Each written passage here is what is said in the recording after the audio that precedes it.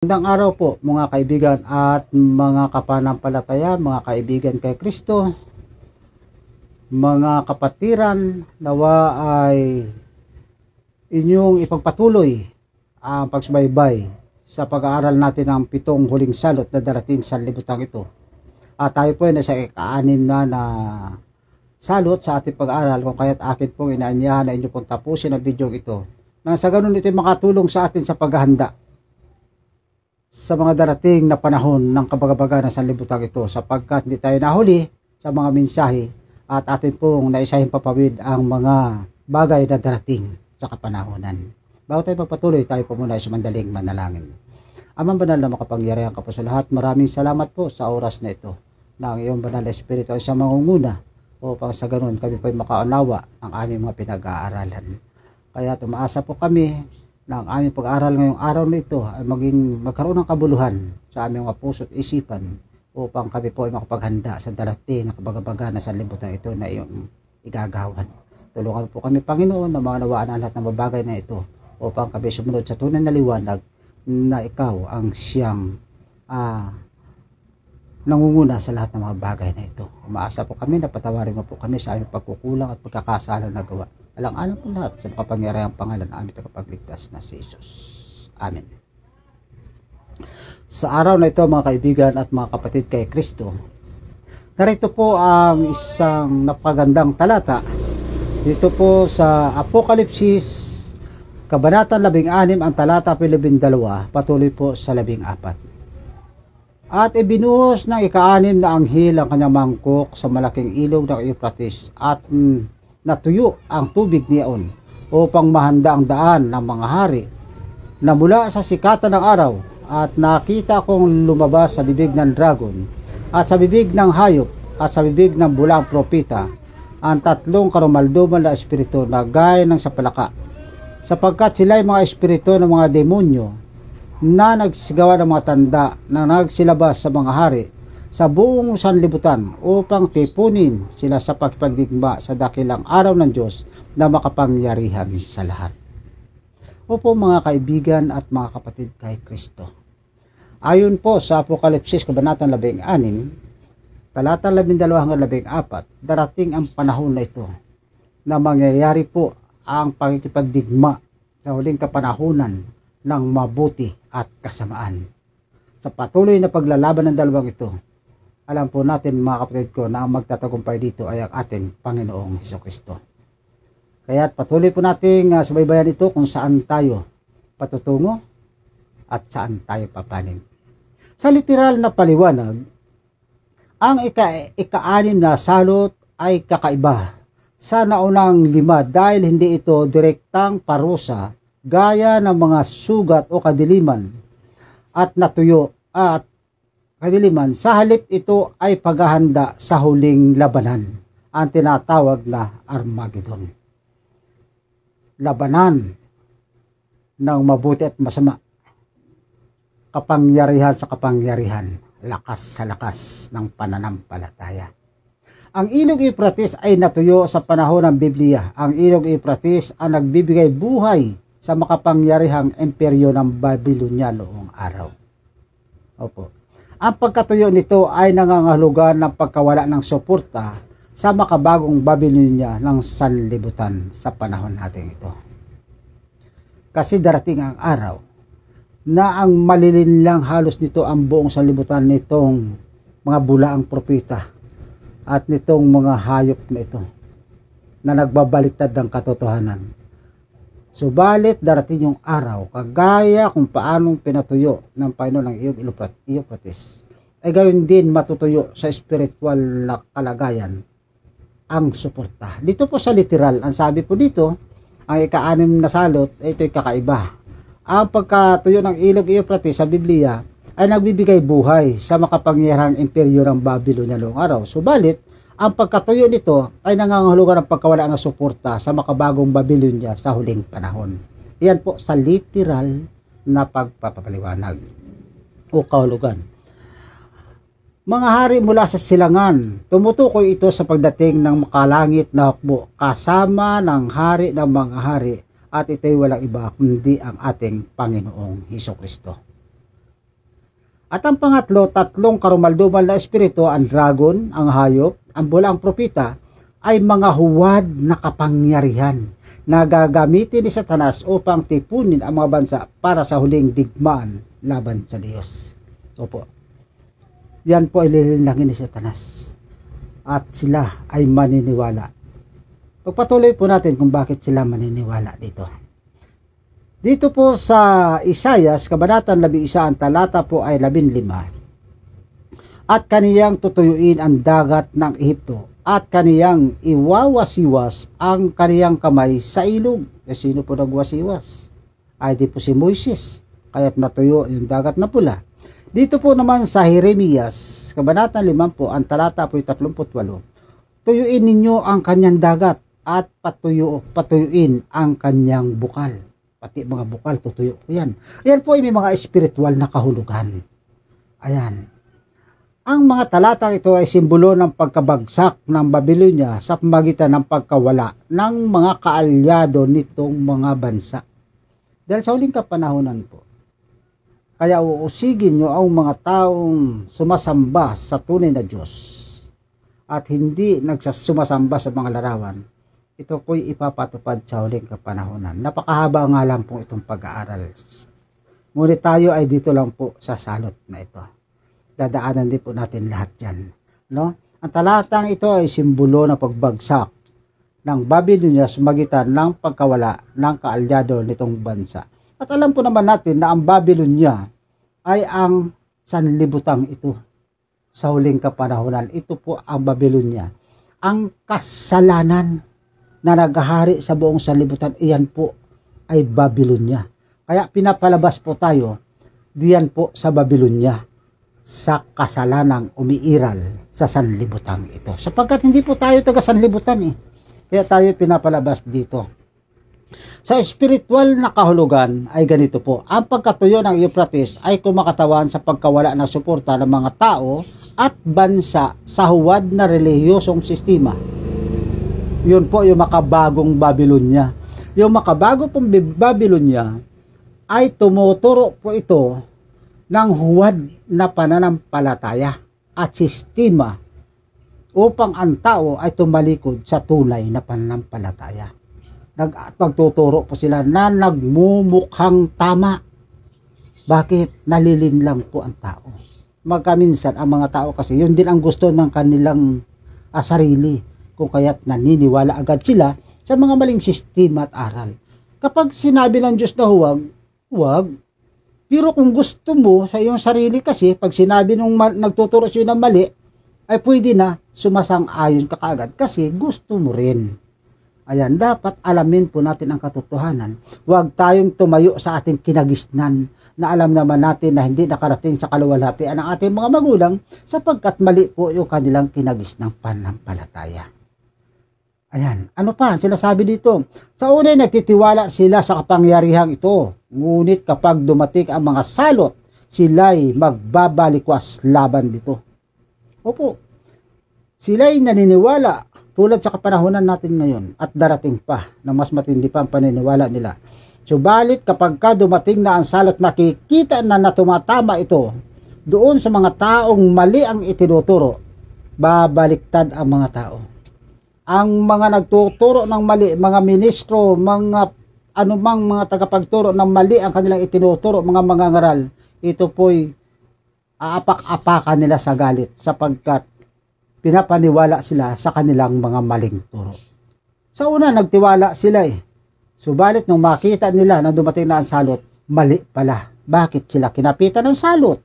Ibig sabihin, mali sapagkat ang kakapitan lamang ng salot ay ang mga taong mali ang kanilang pananampalataya at pagsunod sa ating Panginoong Hesukristo. Mali ang sistema ng kanilang paglilingkod. Opo.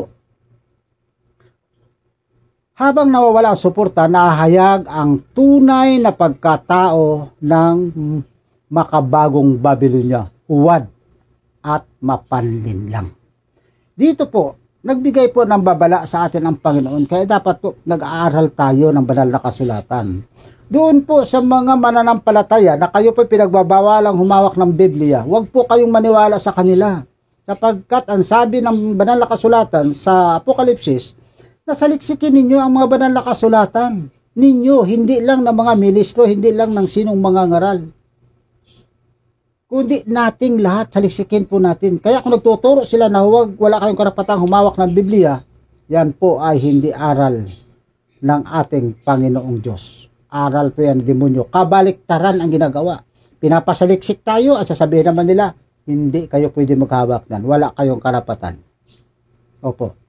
Kaya huwag kayong maniniwala sa ganong turo at aral. Sapagkat narito po, may babala po ang Panginoon. Dito po sa Mateo 24, ang talata po ay 24, kabanatang 24. Mateo, kabanatang 24, ang talata po ay 24. Sa parehong panahon, gagalaw si Satanas upang linlangin ang buong mundo sa pamagitan ng mga milagro at tanda. Kita po, hindi lang sa mga maling aral. Sa huling kapanahunan, ang demonyo o si Satanas ay magpapakita din ng mga dakilang tanda. Kung paano ang ating Panginoon Jesucristo ay nagpapagaling ng mga may sakit. Ganon din ang gagawin niya sa huling kapanahunan para papaniwalain ang mga tao. Sasabihin nila, narito na ang Kristo sa isang silid. Pero ano ang babala sa atin? Huwag kayong maniwala. Magpapakita sa mga dakilang tanda at sa lugar na yun mismo na kanya kinalaga, pwede pa siya magpababa ng apoy para malinlang ang mga tao. Huh?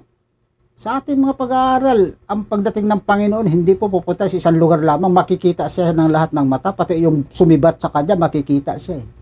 Pero pag may nagsabi sa inyo, narito ang Kristo sa ilang nasa isang silid, huwag kayong maniniwala. Habang nawala suporta, nahayag ang tunay na pagkatao ng Babylonia.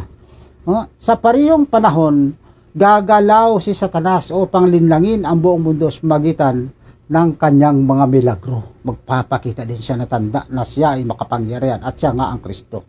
Dito po sa ikalawang Tesalonica, ang talata po ay kabanatang 2, talata ay 9, patuloy sa 10. Ang kanyang pagparito ay ayon sa paggawa ni Satanas na may buong kapangyarihan at mga tanda at mga kamangamanghang mga kabulaanan. O hindi kagaya sa pagdating ng ating Panginoon na mayroong kidlat, kulog,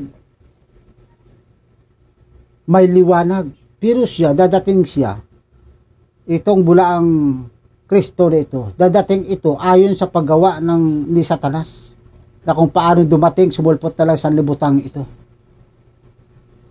na may kapangyarihan at mga tanda at mga kamangamanghang, mga kabulaanan ang daladala niya. Kaya nga dumating sa sanlibutan sabi niya sa kay Eva, sinabi bang hindi kayo mamamatay? Mamamatay kayo? Hindi kayo mamamatay, magiging kagaya pa nga kayo ng Diyos. Ganyan po ang ganyang gagawin sa kanyang pagpakita dito sa sanlibutan bilang bulaang Kristo. Ano ang sabi ng Apokalipsis, kabanatan 18, ang talata 8? Kaya't sa isang araw ay darating ang kanyang mga salot sapagkat makapangyarihan ang Panginoong Diyos na humahatol sa kanya. Dahil sa kanyang kabulaanan, nadamay ang buong sangkatauhan sa salot na darating na sanlibutan ito. Darating daw ang kanyang mga salot. Kanino? Sa lahat ng sumusunod at sumasampalataya sa kasinungalingan. Sa spiritual na mensahe, ang mga taong hindi matatag sa panampalataya ay madaling maligaw ng mga tanda at huwad na mensahe. Opo. Dahil doon halos kapanipaniwala siya. Ang pilay lulukso. Ang bulag makakakita din. Magpapagaling po siya ng mga may karamdaman. Ang hindi lang niya kaya ang bumuhay ng patay sapagkat ang Panginoon lang ang makakagawa noon. Ano pa? Anong patotoo dito ng ating propetesang si Ellen G. White? Dito po sa Great Controversy, pahina 624 hanggang 625. Si Satanas mismo ay magpapakita na gaya ni Kristo at gagamit ng mga kahimahimalang kapangyarihan upang linlangin ang mundo. Ang mga lider ng mga bansa mapapailalim sa impluwensya ng mga masamang espiritu at sila'y magkakaisa upang wasakin ang bayan ng Diyos. Ayan. Kita mo?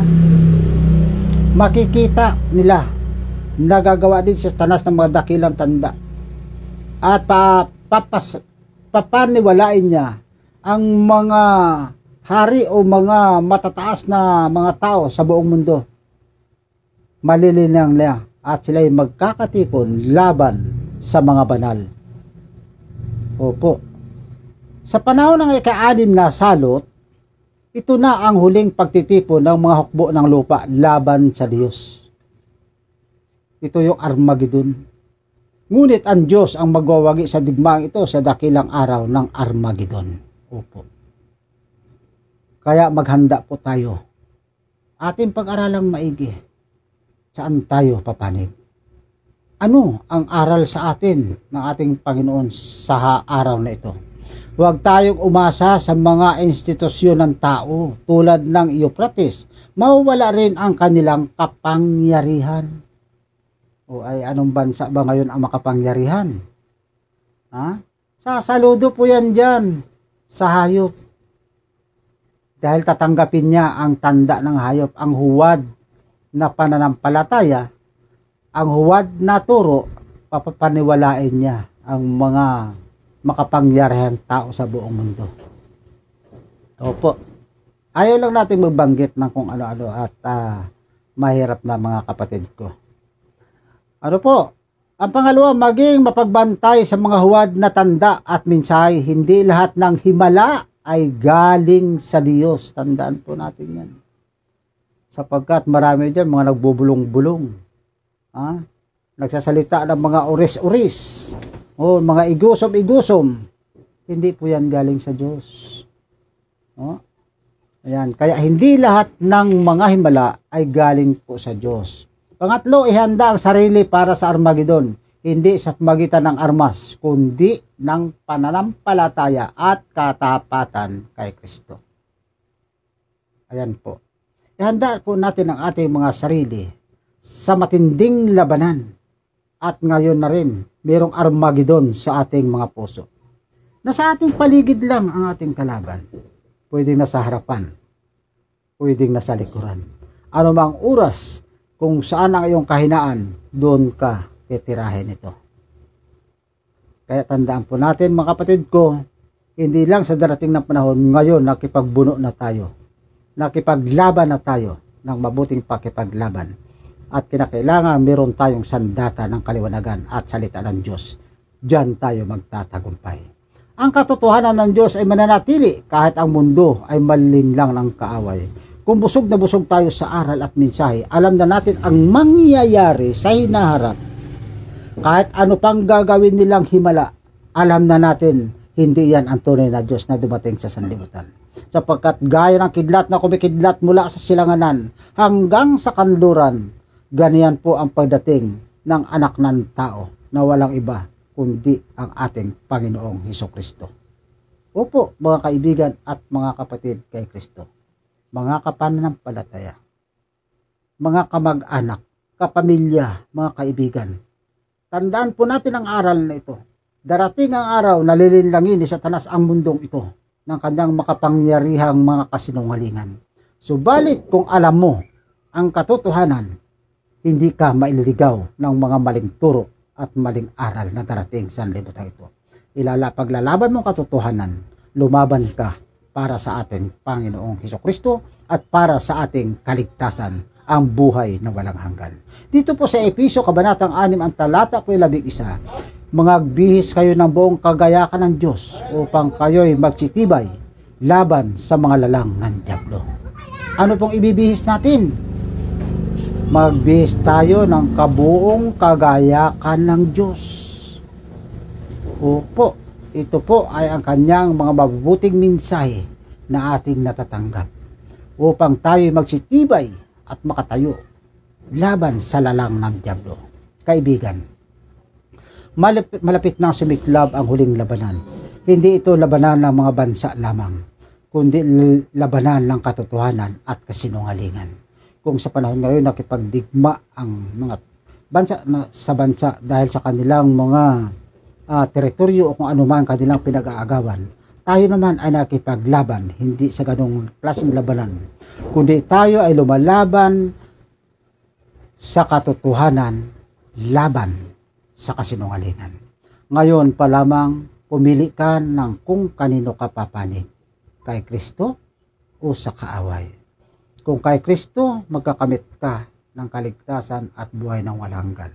Kung sa kaaway, magkakamit ka ng salot na inihanda ng Panginoon. At hindi lamang yun, hindi ka pa magmamana ng buhay na walang hanggan. Ang mga tatayo sa panig ng Diyos ay hindi matitinag kahit pa bumagsak ang lahat ng salot sa sanlibutan ito. Napakaganda po. Opo. Proteksyonan po tayo. Kung paano naganap doon sa Ehipto nang ilabas ni Moses ang bayan ng Diyos na Israel at dinala sila sa Gosen sa isang sipting lugar. Ganon din gagawin ito sa atin ng Panginoon. Tayo ay ililigtas niya sa mga salot na darating sa libutan ito. Sapagkat may proteksyon po tayo, ang tanda ng Diyos. Ayan. Sang-ayon kay Josue, ito ang kanyang desisyon. Pakinggan mo kapatid ko at magdesisyon ka rin kagaya ng desisyon ni Josue. Sa Josue, Kabanatang 24, ang talata 15, ngunit kung inaakala ninyong masama ang maglingkod sa Panginoon, ay piliin ninyo sa araw na ito kung sino ang inyong paglilingkuran. Kasi sa kasinungalingan ni Satanas, sasabihin niya, walang kwentang maglingkod sa kay Kristo o sa kung ano paman. Kaya sabi dito ni Josue, kung inakala ninyong masama maglingkod sa Panginoon, ay piliin ninyo sa araw nito kung sino ang inyong paglilingkuran. Kung maniniwala kayo sa kanila, di wag mong paglingkuran si Kristo. Kung hindi ka naman naniniwala, di paglingkuran mo si Kristo, nasa iyo ang oras ng pagpili. Nasa iyo ang karapatang mamili. Nasa iyo ang kalayaang mamili.